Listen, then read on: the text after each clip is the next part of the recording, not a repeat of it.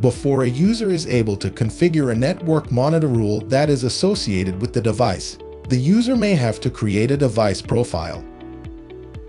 To create your device profile, click on Device, select Device Profile, and then choose Create New Device Profile.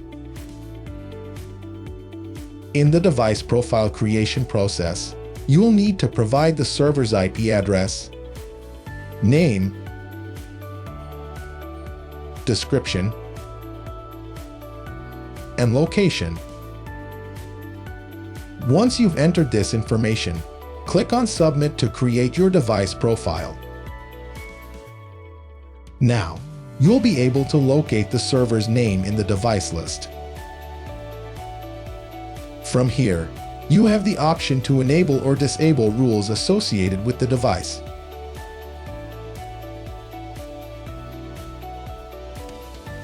If you're looking for a specific device or IP address, you can use the search bar for a simple search.